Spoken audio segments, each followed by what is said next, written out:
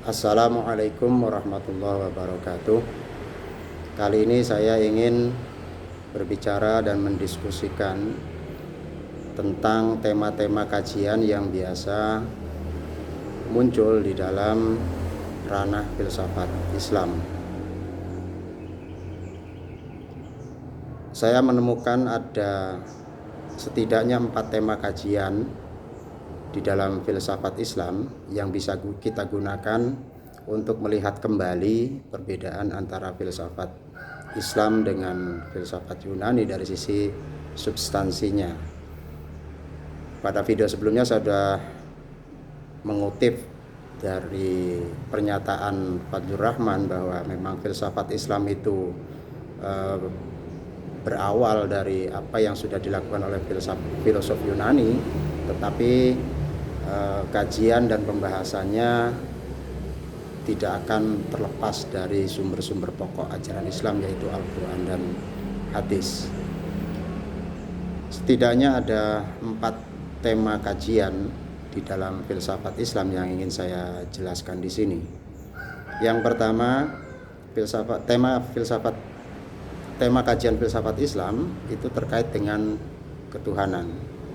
Pencarian Tuhan sebenarnya sudah dilakukan jauh sebelum para filosof Muslim. Artinya, para filosof Yunani juga sudah mencoba mengkonsepsikan dan mencari tentang Tuhan, sehingga Sokrates menemukan bahwa awal dari semua alam semesta ini karena adanya causa prima misalkan, atau Tuhan di dalam konsepsinya Plato itu disebut sebagai ide mutlak misalkan, atau Aristoteles yang menyebut bahwa sumber dari segala sesuatu itu adalah penggerak yang tidak bergerak atau mover unmovable.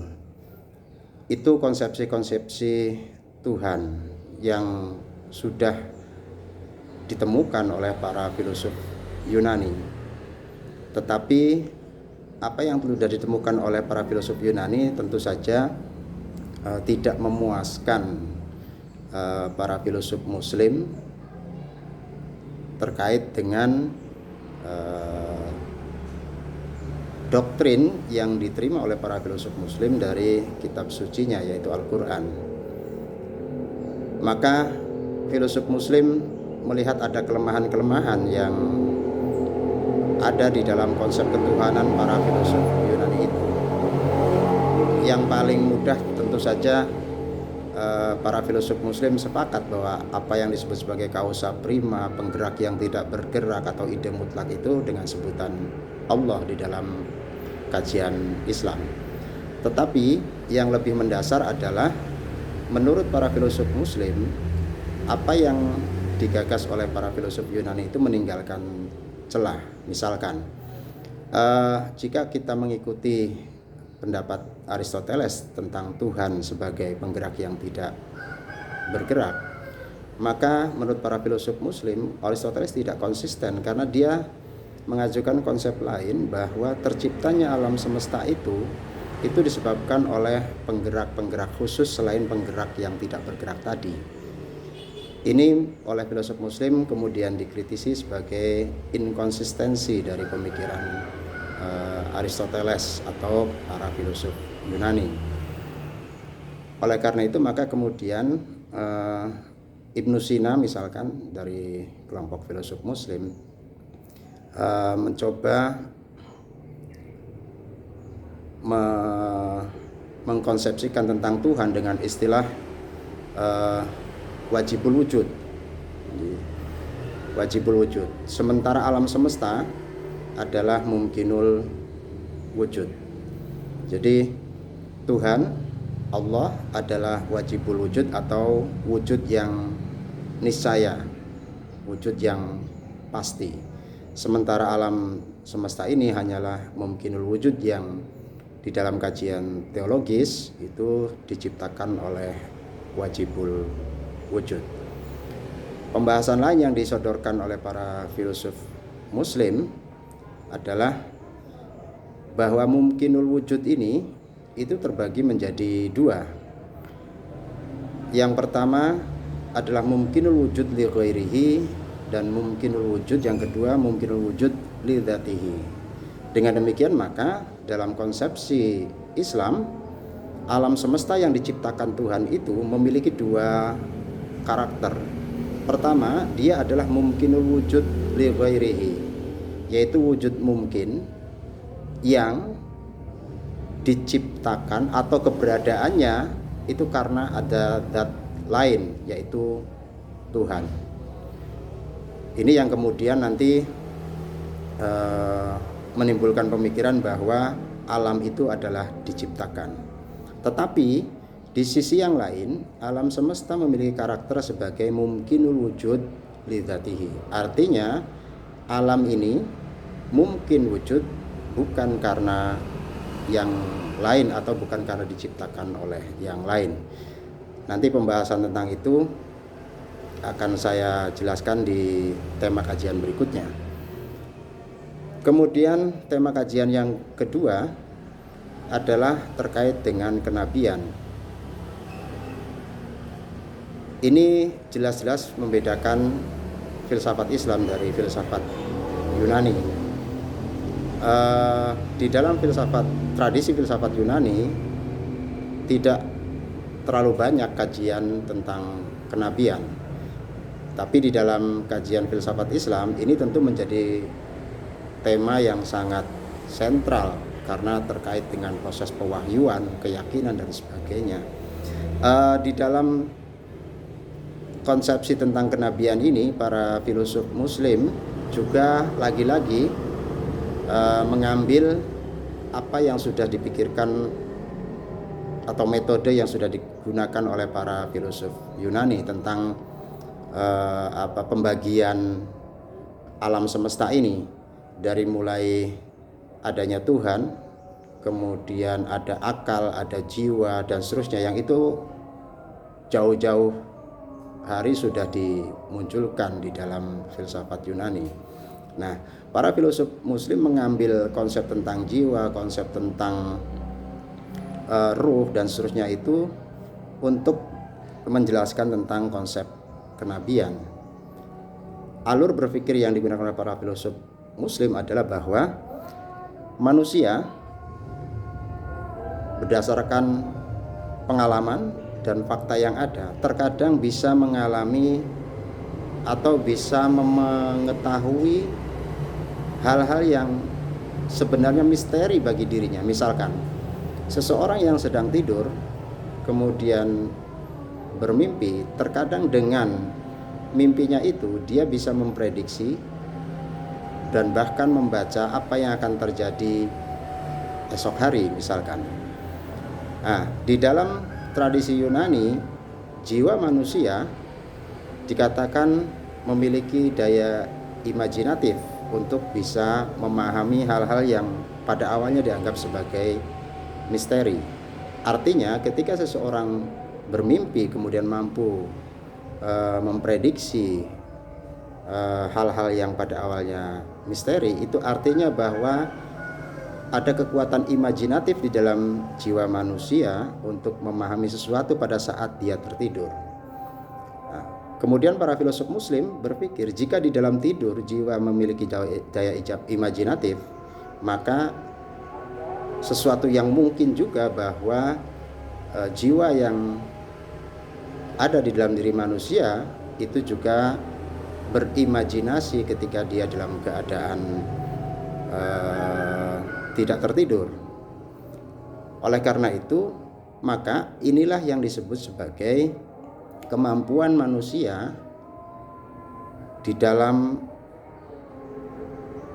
menerima wahyu dari Tuhan.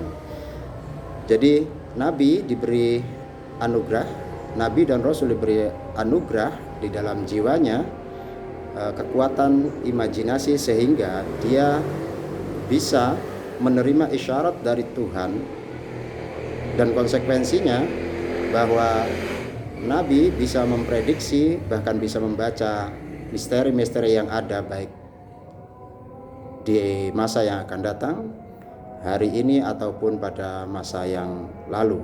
Sehingga dengan konsepsi seperti ini, maka konsep kenabian itu adalah sesuatu yang mungkin.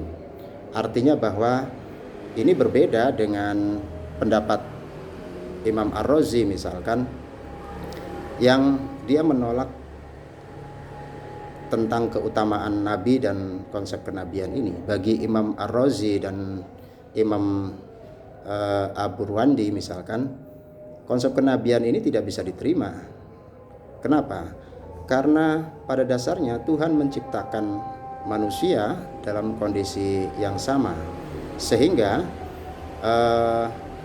mengutamakan nabi dari manusia lain itu tidak bisa diterima oleh akal. Oleh karena itu maka dua filosof ini agak berbeda dengan filosof yang lain. Dia menolak konsep kenabian dengan dalih bahwa tidak boleh ada pengutamaan satu manusia di atas manusia yang lain, termasuk para nabi. Sementara para filosof lain menganggap nabi itu ada dan konsep kenabian itu sangat mungkin karena daya imajiner yang dimiliki oleh masing-masing jiwa itu berbeda. Masing-masing jiwa berbeda. Jadi sangat mungkin seseorang yang jiwanya kemudian dianugerahi daya imajiner oleh Tuhan itu akan bisa membaca isyarah-isyarah dari Tuhan melebihi dari apa yang bisa dibaca oleh manusia pada umumnya. Kemudian tema yang ketiga adalah tema tentang penciptaan alam. Para filosof Yunani, seperti yang sudah sering Anda dengar, itu berkeyakinan bahwa alam itu adalah qadim, dan ini sering jadi perdebatan. Dasar berpikir dari para filosof Yunani, seperti para pengikut Aristoteles misalkan, materi dan gerak itu bersifat azali, tidak ada yang menciptakan. Oleh karena itu maka karena alam semesta itu tidak lepas dari dua hal tersebut, materi dan gerak, maka alam ini qadim, tidak bersifat udus. Sementara para filosof Muslim tentu berbeda dalam memahami penciptaan alam ini. Mereka lebih meyakini, karena konsep ketuhanan tadi, lebih meyakini bahwa alam ini karena dia diciptakan maka dia adalah udus. Nah, namun terkait dengan kekudusan alam ini muncul tiga kelompok filosof Muslim di dalam menjelaskan tentang kekudusan alam ini. Kelompok pertama tentu adalah para pengikut Plato atau Neoplatonisme yang mengakomodir dan mengadopsi gagasan tentang teori pancaran atau teori emanasi, bahwa menurut Plato ide mutlak itu kemudian adalah sesuatu yang tunggal, sementara alam semesta yang itu disebut Tuhan bagi mereka, kemudian alam semesta ini tidak lain adalah bayangan dari Tuhan, seperti filosofi Goa yang biasa kita dengar tentang penjelasan filsafat Plato. Oleh karena itu maka alam semesta ini terbentuk karena adanya pancaran dari sinar Tuhan. Jadi Tuhan memancarkan sinarnya sehingga terwujudlah alam semesta yang oleh Al-Farabi disebut teori Al-Faid, atau dalam bahasa yang sering kita dengar adalah teori emanasi. Sementara Imam Al-Ghazali dan Imam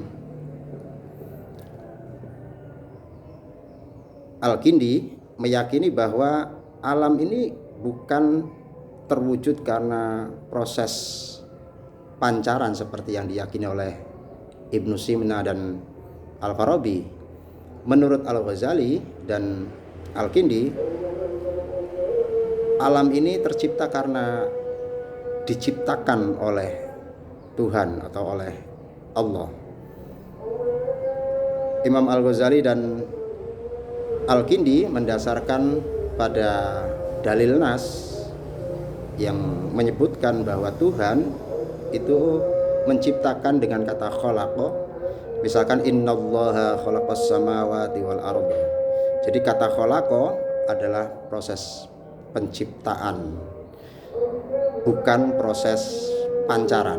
Ini yang diyakini oleh para filosof muslim. Sementara Ibnu Rushd sebenarnya lebih condong kepada pendapatnya Ibnu Sina, tapi ada yang berbeda dari Ibnu Rushd. Perbedaannya di mana? Jadi kalau kita mengikuti pendapat dari Ibnu Sina tentang dan Al-Farabi tentang penciptaan alam sebagai proses emanasi atau proses pancaran, maka konsekuensi yang harus kita tanggung adalah karena dia berasal dari Tuhan melalui proses pancaran, pada tahap tertentu maka segala alam semesta ini karena dia berasal dari pancaran Tuhan, maka dia berpotensi dan bisa menyatu kembali kepada Tuhan. Nanti di dalam kajian tasawuf misalkan Anda bisa menemukan konsep wahdatul wujud atau menyatunya makhluk atau Tuhan dengan makhluk dengan Tuhan. Itu berawal dari konsep penciptaan alam yang dipengaruhi oleh gagasan Ibnu Sina dan Al-Farabi. Yang sementara Imam Al-Ghazali karena alam ini adalah diciptakan, maka tidak mungkin makhluk menyatu dengan Tuhan sebagaimana yang dikonsepsikan oleh para pengikut Neoplatonisme. Sementara Ibnu Rushd dia meyakini bahwa alam ini terbentuk melalui proses emanasi, tetapi Ibnu Rushd tidak berbicara tentang kemungkinan penyatuan antara makhluk dengan Allah. Itu yang membedakan Ibnu Rushd dari kedua kelompok ini. Kemudian tema kajian yang keempat di dalam filsafat Islam terkait dengan konsep kekekalan ruh. Para filosof Yunani dengan pengaruh Plato yang sangat besar itu meyakini bahwa ruh itu kekal. Nah, perdebatannya dengan para filosof muslim terletak apakah manusia setelah meninggal yang dibangkitkan nanti adalah hanya ruh, karena ruh yang bersifat kekal sementara badan tidak, atau yang mempertanggungjawabkan perbuatan manusia di yaumil akhir itu ruh dan badannya. Ini kemudian memunculkan perbedaan-perbedaan pendapat di dalam para filosof muslim. Bagi Imam Al-Ghazali, manusia akan mempertanggungjawabkan perbuatannya di hari kiamat nanti itu ruh dan jasadnya. Artinya yang dibangkitkan dari alam kubur di yaumil mahsyar nanti tidak hanya ruh tetapi juga jasadnya. Sementara para filosof lain meyakini bahwa itu mengikuti Plato, bahwa karena yang kekal adalah ruh atau jiwa, maka yang bertanggung jawab atas perbuatan manusia adalah hanya ruhnya saja, karena jasadnya sudah hancur ketika dia mati. Lantas apa faedahnya kita membicarakan, membedakan, mengkategorikan ini? Tentu konsekuensinya akan menjadi panjang. Misalkan akan muncul pertanyaan berikutnya, kalau begitu apakah nikmat yang akan diterima oleh orang yang masuk surga atau misalkan siksaan yang akan diterima oleh orang yang masuk ke neraka itu bersifat jasmani atau rohani? Nah, ini pentingnya. Jadi bagi kelompok yang mengatakan bahwa yang dibangkitkan adalah hanya ruh saja, maka siksaan ataupun kenikmatan yang akan diperoleh oleh manusia nanti setelah dihisab hanyalah bersifat rohani. Mereka menentang bahwa nanti apa yang disebut sebagai Bidadari itulah bidadari seperti wujud manusia seperti yang kita temui di dunia ini. Kenikmatan-kenikmatan yang diperoleh tentu adalah kenikmatan-kenikmatan yang hanya bersifat ruhani. Tapi bagi Imam Al-Ghazali dan kawan-kawan yang meyakini bahwa yang dibangkitkan nanti adalah ruh dan jasad, maka kenikmatan atau siksaan yang diperoleh setelah hisab, setelah yaumil hisab adalah kenikmatan dan siksaan yang bersifat jasmani dan rohani. Maka sangat memungkinkan nanti di sorga itu misalkan ada bidadari, ada makanan yang enak yang itu bisa dinikmati secara jasmaniah, bukan hanya kenikmatan yang bersifat rohani. Jadi banyak perdebatan-perdebatan yang muncul yang diakibatkan dari perbedaan-perbedaan pendapat di dalam memandang 4 tema yang saya sebutkan tadi. Sebagai akhir saya simpulkan bahwa tema-tema besar yang ada dalam filsafat Islam, yang pertama terkait dengan ketuhanan, yang kedua terkait dengan konsepsi kenabian, yang ketiga adalah terkait dengan penciptaan alam, dan yang keempat perdebatan atau kajian tentang kekekalan roh. Walaupun jika kita ingin menambah wawasan bisa dibaca misalkan Tahafutul Falasifahnya Al-Ghazali yang memilah-milah 33 tema kajian filsafat yang kemudian diantaranya 30 menurut Al-Ghazali sesuai dengan syariat Islam atau keyakinan agama Islam, sementara yang 3 dianggap sebagai sesat, yang kemudian itu juga dikantor oleh Ibnu Rushd dengan kitabnya Tahafut. Oleh karena itu video ini hanya sebagai pengantar untuk diskusi lebih lanjut tentang tema-tema yang biasa dikaji di dalam filsafat Islam. Semoga kita bisa menambah wawasan. Wassalamualaikum warahmatullahi wabarakatuh.